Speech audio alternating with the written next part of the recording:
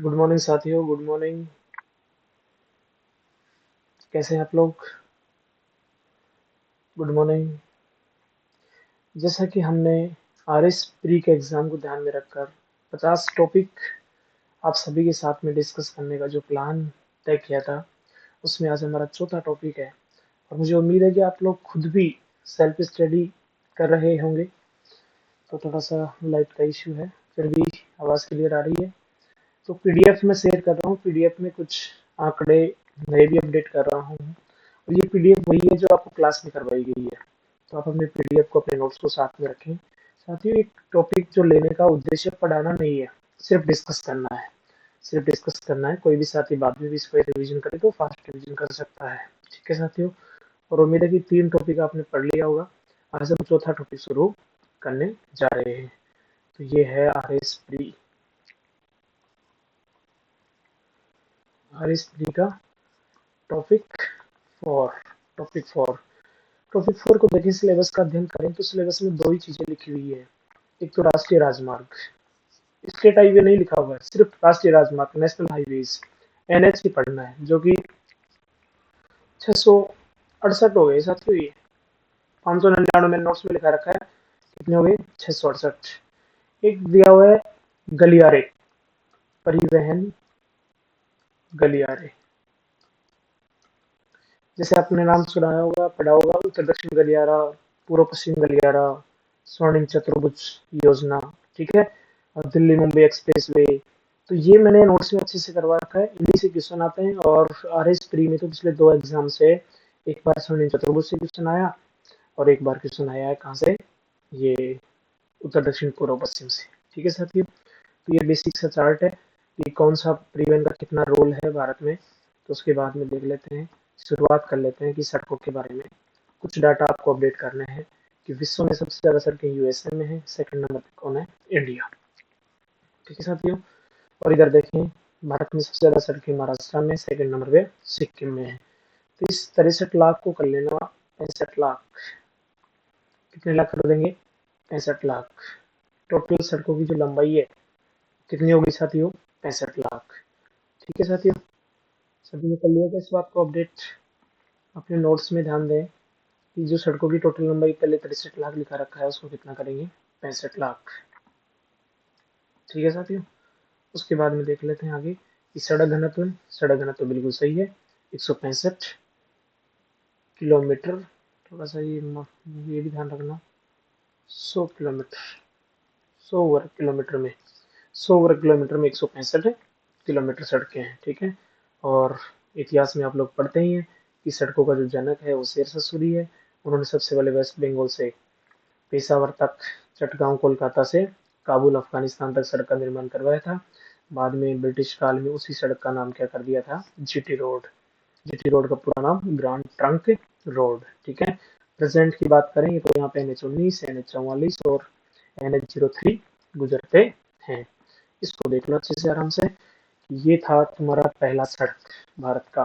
पहले शेरशाह सूरी ने कच्चा रोड बनाया, बाद में अंग्रेजों ने जीटी रोड नाम कर दिया। और बाद में प्रेजेंट की बात करें तो यहाँ से यहाँ तक NH 19, आगरा से दिल्ली NH 44, और दिल्ली टू अमृतसर बॉर्डर तक NH 3। ठीक है साथियों। तो ये शुरुआत हो गई। उसके बाद में देखें तो आज़ादी से पहले एक और योजना लेकर आया गया। उसका नाम था नागपुर परियोजना। भारत की पूरी सड़कों को कितने भागों में बांट दिया? 4 भागों में। कितने भागों में बांट दिया साथियों? 4 भागों में। एक होता है नेशनल हाईवे, एक होता है, बस ये पेन, नेशनल हाईवे, एक स्टेट हाईवे, एक डिस्ट्रिक्ट रोड और एक विलेज रोड। विलेज रोड मतलब ये ग्रामीण सड़कें, rural rural road. National highways कैसे पहचानेंगे? जो आपका माइल स्टोन है, माइल स्टोन, पत्थर लगा रहता है रोड के किनारे, उस पत्थर के ऊपर येलो कलर होगा, यहाँ पे ग्रीन कलर होगा, यहाँ पे ब्लू या ब्लैक होगा, और यहाँ पे ऑरेंज होगा। ठीक है। इसको ध्यान रखना है। जो नेशनल हाईवे बनाने का काम NHAI, इसके बारे में पढ़ेंगे डिटेल में। ये है स्टेट PWD, और ये है जिला परिषद, और ये है ग्राम पंचायत सरपंच साहब। भारत में जितनी भी सड़कें हैं उसका 2% नेशनल हाईवे है, 3% स्टेट हाईवे है और 18% क्या है डिस्ट्रिक्ट रोड और 13% क्या है ग्रामीण सड़कें। हमारे लिए सिलेबस में यही दिया हुआ है। एनएच, तो एनएच की बात करें, सर्वाधिक एनएच की लंबाई महाराष्ट्र, फिर यूपी, थर्ड इज राजस्थान। और एनएच की संख्या भी पूछे आपसे कि सर्वाधिक एनएच, तो ये भी फर्स्ट पे कौन है साथियों, महाराष्ट्र। वहाँ पे कौन है, महाराष्ट्र। थोड़ा सा इसके बारे में आगे बात करेंगे। सबसे कम लंबाई चंडीगढ़ में है, सर्वाधिक लंबाई महाराष्ट्र में है और सर्वाधिक संख्या एनएच की महाराष्ट्र में है और न्यूनतम केवल एक ही एनएच है अंडमान निकोबार में। ठीक है साथियों, उसके बाद में चलते हैं आगे। देखो एनएच, एनएच नेशनल हाईवेज 599, पहले कितना लिखा रखा था मैंने, 599 लिखा रखा है। थोड़े से नवीनतम 2024 के जो डाटा है उसमें हम बदलाव करते हैं। नवीनतम डाटा है उसमें थोड़ा सा हम बदलाव करेंगे, आप भी अपने नोट्स में बदलाव करेंगे साथियों। इसमें यह है कि 500 जो 99 है उसकी जगह पे लिख लो 668 एनएच।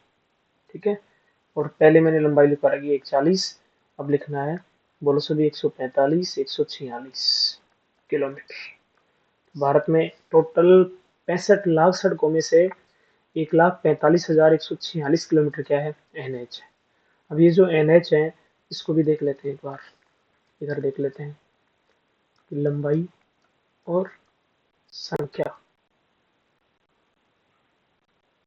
एक होता है मैक्सिमम, एक है मिनिमम। ठीक है साथियों,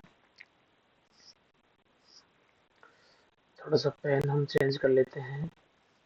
सर्वाधिक लंबाई महाराष्ट्र और संख्या में भी कौन है, महाराष्ट्र।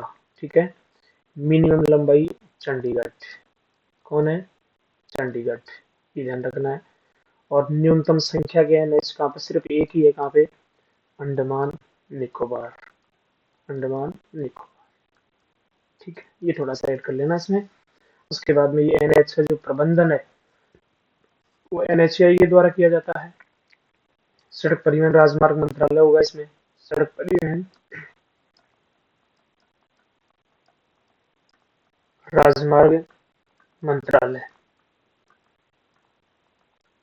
ठीक है, एनएचएआई का पूरा नाम। इस मंत्रालय के अधीन ये एजेंसी काम करती है और ये एजेंसी इस समय बहुत ज्यादा चर्चा में है, ध्यान रखना, तो इसको मोस्ट लगा लेना। एनएचएआई संस्था जो एजेंसी है वो भारत में नेशनल हाईवेज बनाती है। इसका पूरा नाम national highway authority of India, भारतीय राष्ट्रीय राजमार्ग प्राधिकरण।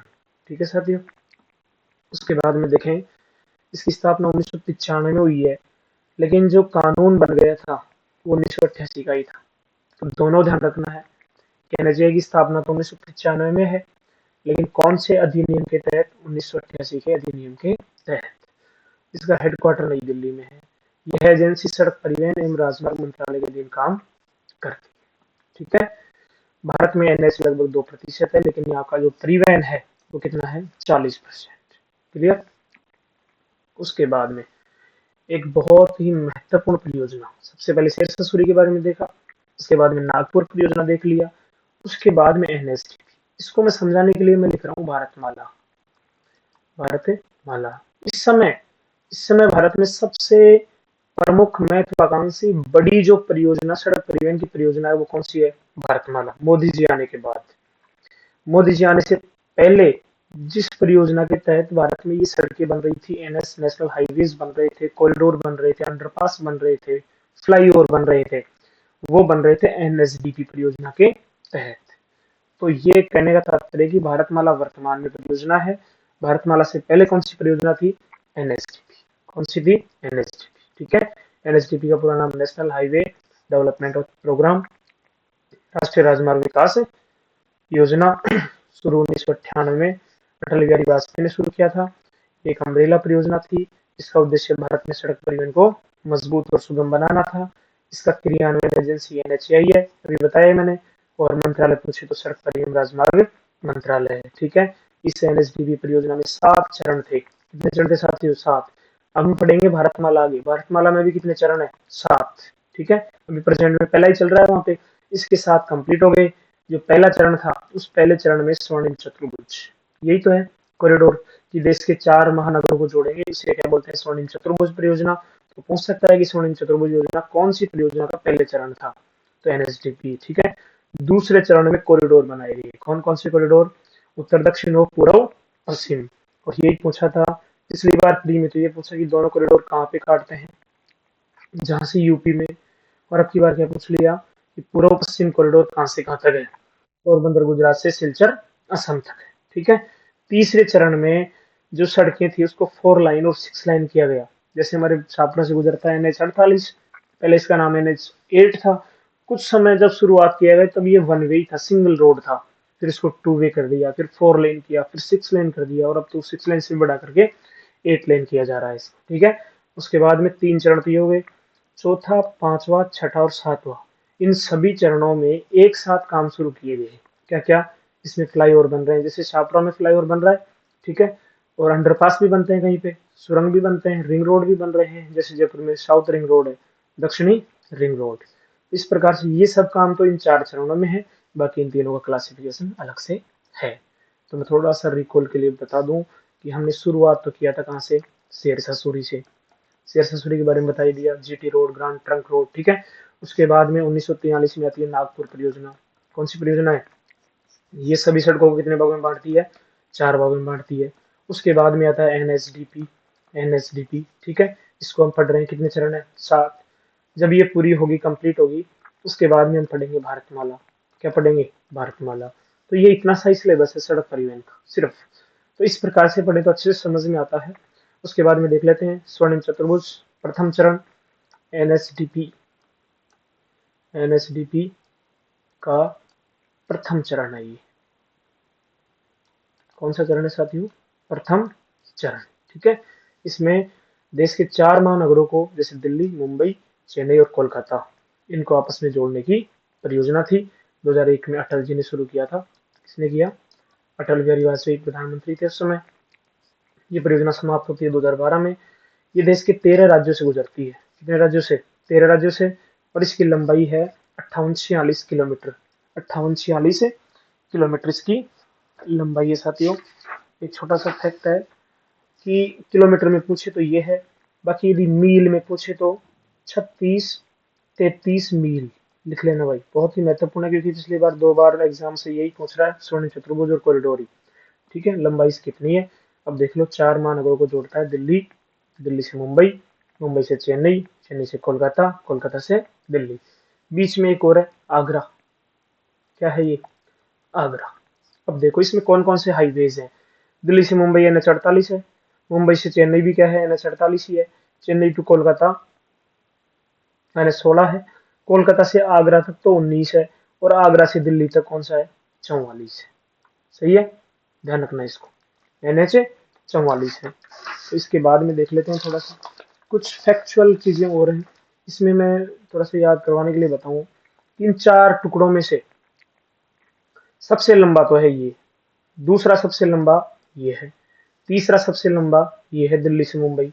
ये हाईवे की लंबाई नहीं देख रहा मैं, इन फेज की 4 टुकड़ों की बात कर रहा हूँ। चौथा सबसे लंबा कौन सा है, ये है। थोड़ी सी मैं इनकी लंबाई भी लिखवा देता हूँ, मेरे पास नई डाटा उपलब्ध है कि जो सबसे ज्यादा इसकी लंबाई है, ये तो है 1684। 1684 किलोमीटर है, लगभग बता रहा हूँ। ठीक है। और इसकी लंबाई है 1453। 1453 है। इसकी लंबाई है सातों 1419। 1419। और इसकी लंबाई है 1290। 1290। ठीक है। इसमें टोटल कितने हाईवे हो गए, 4, 48, 16, 19 और 44। कैसे याद करेंगे कि NH 16 को याद रखना है, 16 + 3 19, और 16 × 3 48। ठीक है। और ये छोटा सा टुकड़ा कौन सा है, 44। क्लियर है क्या। NHDP का जो दूसरा चरण है, NHDP का दूसरा चरण, दूसरा चरण, ये है कॉरिडोर। इसमें उत्तर दक्षिण कॉरिडोर है और पूर्व पश्चिम कॉरिडोर है।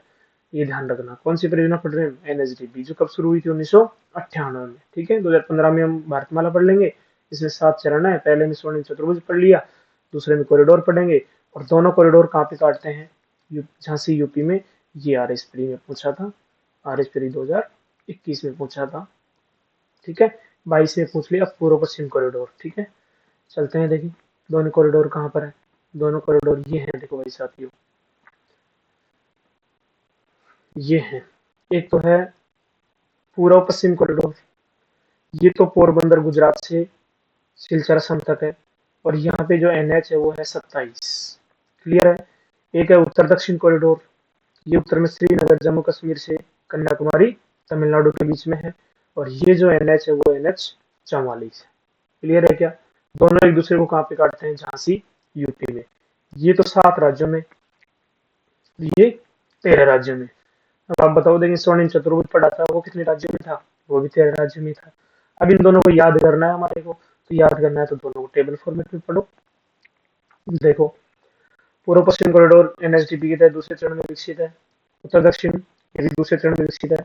पोरबंदर गुजरात से सिलचर असम तक, श्रीनगर से कन्याकुमारी तक, 7 राज्यों में, 13 राज्यों में। 7 राज्यों के ये नाम है, 13 राज्यों के ये नाम है, बहुत महत्वपूर्ण है, रख लेना इनको अच्छे से।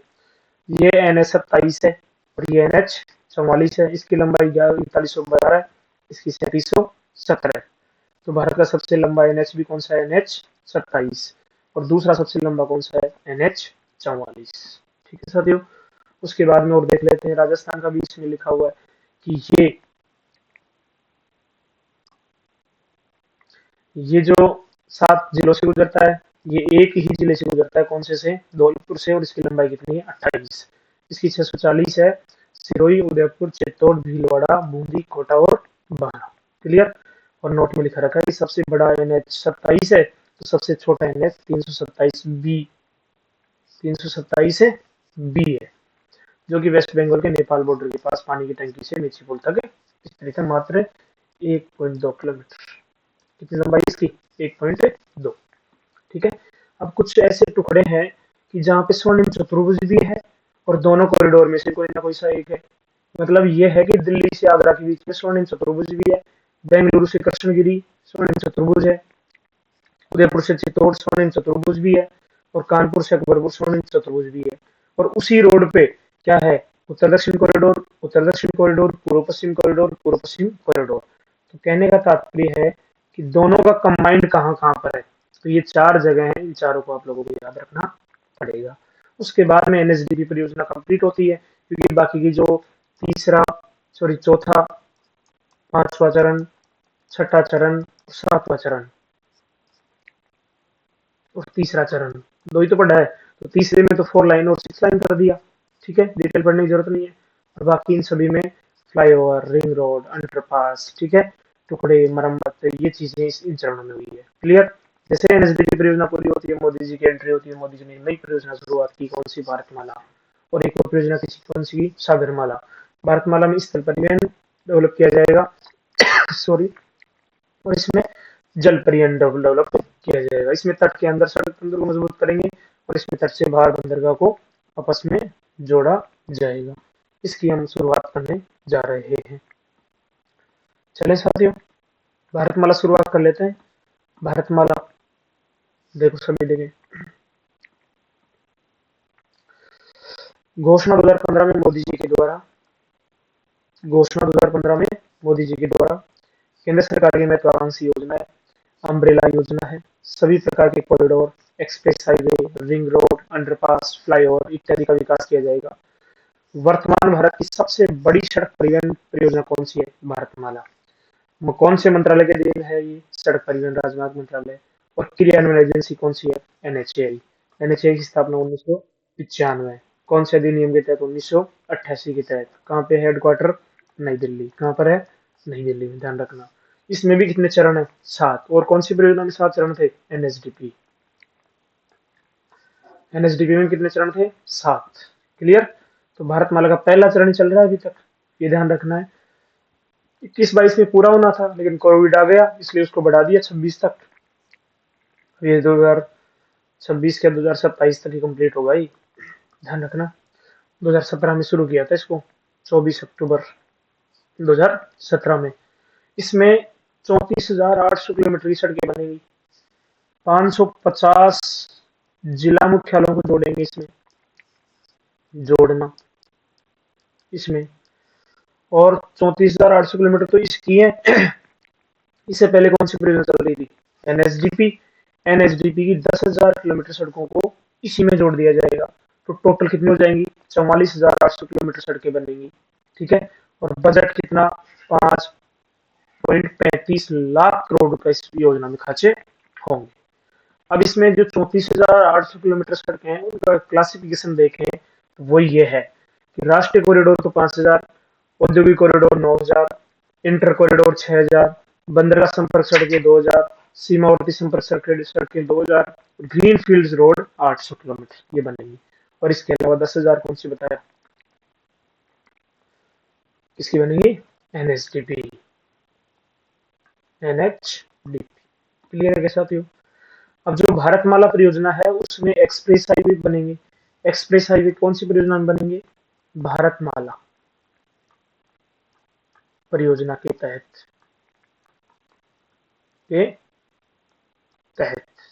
ठीक है, अब एक्सप्रेस हाईवे का मतलब बहुत अच्छे हाईवे बनेंगे, आधुनिक तकनीकी से युक्त होंगे, और जिन पर वाहनों की स्पीड न्यूनतम 120 किलोमीटर होगी। क्लियर है? दो पहिया वाहन वहां पे वर्जित होंगे।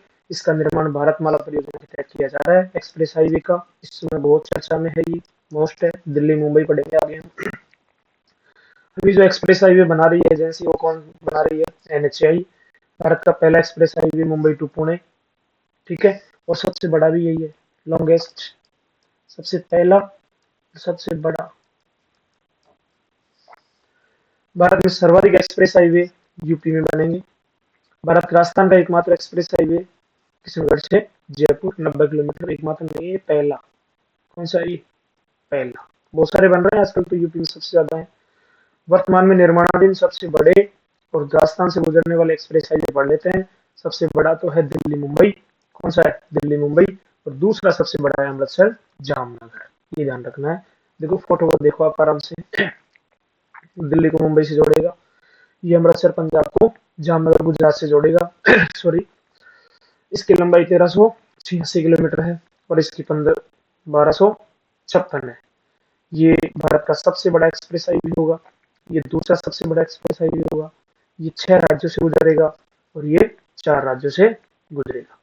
तो ये दोनों बहुत ही महत्वपूर्ण है, चर्चा में है। कुछ समय पहले हमारे सांसद हनुमान बेनीवाल जी ने ऐसा प्रश्न भी पूछा था कि कब तक कंप्लीट हो जाएंगे, इसमें कमियां क्या क्या हैं, इनमें क्या कार्रवाई की गई अधिकारियों पर। तो उसका जवाब माननीय जो मंत्री महोदय नितिन गडकरी जी उन्होंने दिया भी था। तो मेरी तरफ से बहुत ही महत्वपूर्ण ये है एक्सप्रेस हाईवे। कौन सा? दिल्ली मुंबई। अन्य नाम क्या है इसका? दिल्ली वडोदरा मुंबई एक्सप्रेस। 1386 किलोमीटर लंबाई है, भारत का पूर्ण होने के बाद सबसे लंबा एक्सप्रेस हाईवे होगा। दिल्ली से दौसा, दौसा से उसके बाद में महाराष्ट्र तक है। कंप्लीट हुआ नहीं, उससे पहले ही 12 फरवरी 2023 को मोदी जी ने इसका क्या कर दिया? उद्घाटन। कितने किलोमीटर में? 246 किलोमीटर, 2 साल लाल चौक तक दिल्ली से यहाँ तक चालू भी हो गया। आगे का कार्य निर्माणाधीन है। ठीक है, तो ध्यान रखना 12 फरवरी 2023 पिछले साल भी राजस्थान में चुनाव होने थे, इसलिए मोदी जी ने जितना बड़ा उतने ही क्या कर दिया? उद्घाटन कर दिया। यह पूरा होने के बाद दिल्ली से मुंबई के मध्य लगने वाला जो समय है 24 घंटे से कम होकर कितने घंटे हो जाएगा? 12 घंटे हो जाएगा। भारतमाला परियोजना के तहत एनएचएआई द्वारा निर्माणाधीन है। भारत के 6 राज्यों से गुजरता है ये, दिल्ली, हरियाणा, राजस्थान, एमपी, गुजरात और महाराष्ट्र।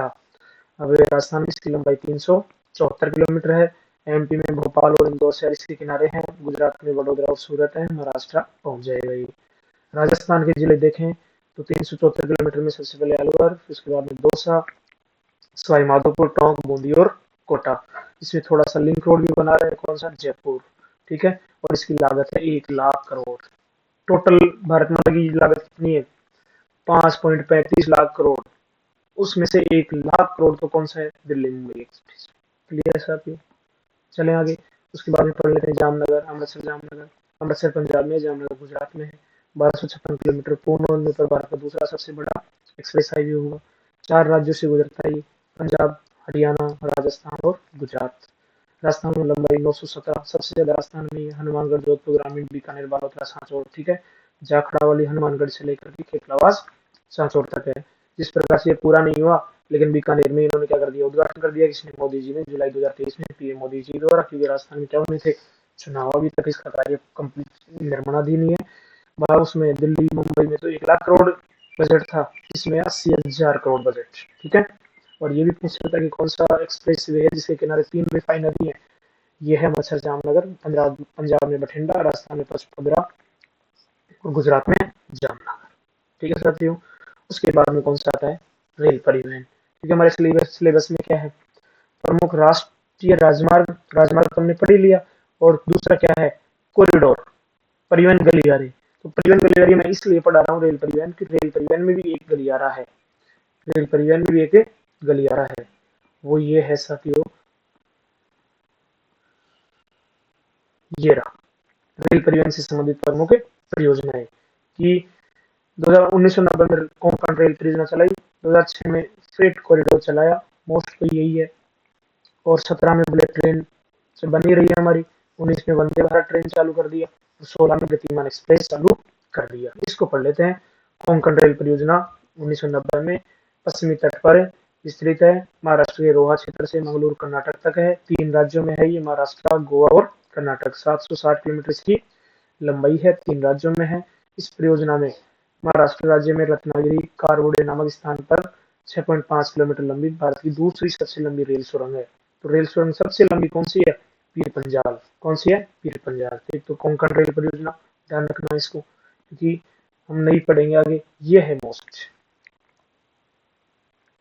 जिस प्रकार से सोन चतुर्भुज उत्तर दक्षिण कॉरिडोर, पूर्व पश्चिम कॉरिडोर महत्वपूर्ण है सड़क परिवहन के लिए, उसी प्रकार से रेल परिवहन के लिए क्या है, freight corridor, DFC,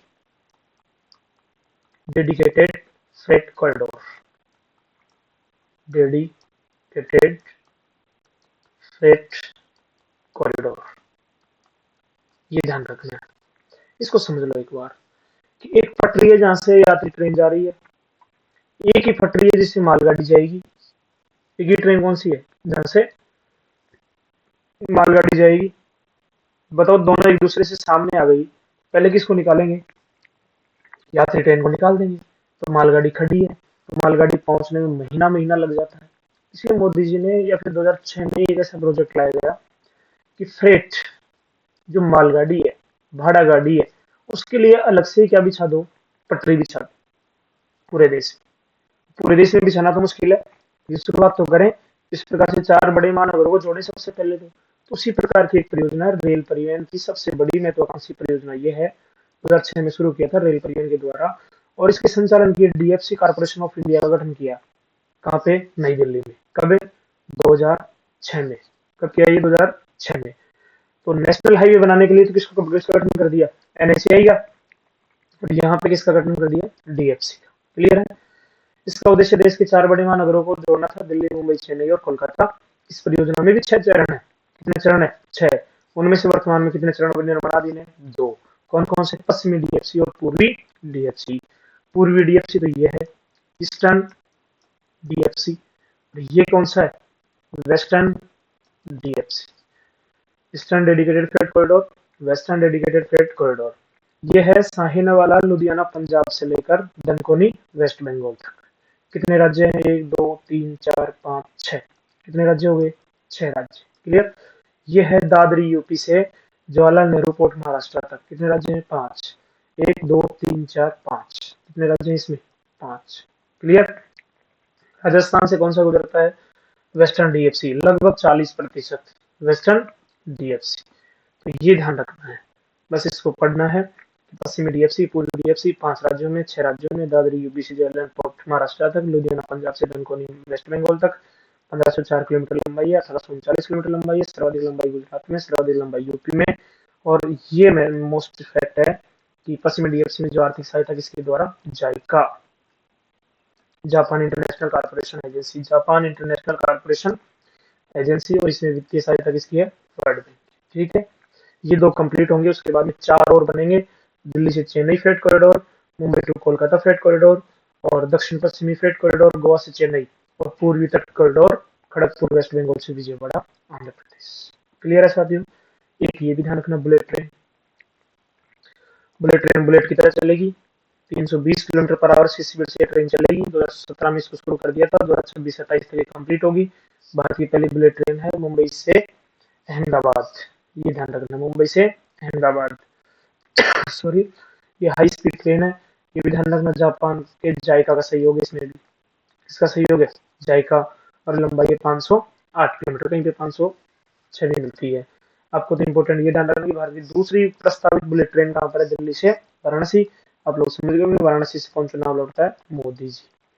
Modi ji अपने जो लोकसभा क्षेत्र है, संसदीय क्षेत्र है, वहां पे दूसरी बुलेट ट्रेन चलाने वाले हैं। इस समय जो चर्चा में है वो है वंदे भारत। वंदे भारत भारत की सबसे तेज चलने वाली ट्रेन है। सबसे तेज इसलिए चलती है कि सबसे हल्की है ये। हल्की है क्योंकि ये किससे बनी है, कांच से बनी है, कांच का यूज किया गया। और तुम्हारे जैसे दोस्त होते हैं जो बाटा पकड़ के उसके ऊपर फेंक देते हैं तो कांच टूट जाता है, तो इसलिए चर्चा में रहती है। स्वदेशी ट्रेन है, स्वचालित ट्रेन है, सेमी हाई स्पीड ट्रेन है, 180 किलोमीटर पर आवर से इसकी स्पीड है। और पहली वंदे भारत ट्रेन चलाया था फरवरी 2019 में दिल्ली से वाराणसी। वापस से दिल्ली से वाराणसी क्यों चलाया, मोदी जी का क्षेत्र है। 14वीं भारत की जो वंदे भारत ट्रेन है वो राजस्थान में चली थी, अजमेर जयपुर टू दिल्ली। ये कौन सी है, राजस्थान की प्रथम है, राजस्थान की प्रथम है ये। और 25वीं जोधपुर से अहमदाबाद, ये ध्यान रखना है। क्लियर। वंदे भारत के बाद में देख लेते हैं गतिमान एक्सप्रेस। सबसे तेज चलने वाली तो वंदे भारत है, दूसरी सबसे तेज चलने वाली ट्रेन कौन सी है, गतिमान एक्सप्रेस, 2016 में Delhi to Agra. Semi high speed, स्वदेशी, स्वचालित, 180 किलोमीटर। वंदे भारत की कितनी है, 180, यहाँ पे कितनी, 160। दूसरी सर्वाधिक गतिशील ट्रेन है साथी। ठीक है। इस प्रकार से आपका जो प्री का सिलेबस है वो तो होता है कंप्लीट। और आप कुछ और भी साथी हैं जो जल परिवहन के बारे में जानना चाहते हैं तो उसके बारे में मैंने करवा रखा है राष्ट्रीय जलमार्ग। राष्ट्रीय जलमार्ग प्रेजेंट में कितने, 6 हैं। ठीक है। तो राष्ट्रीय जलमार्ग 1 ये है NW01, वहाँ पे क्या होता है NH, ये है NW01। इनको देख लेना, वैसे प्री के सिलेबस में तो ये है नहीं। NW01 तो ये है, ये PDF मैंने शेयर कर ही दिया।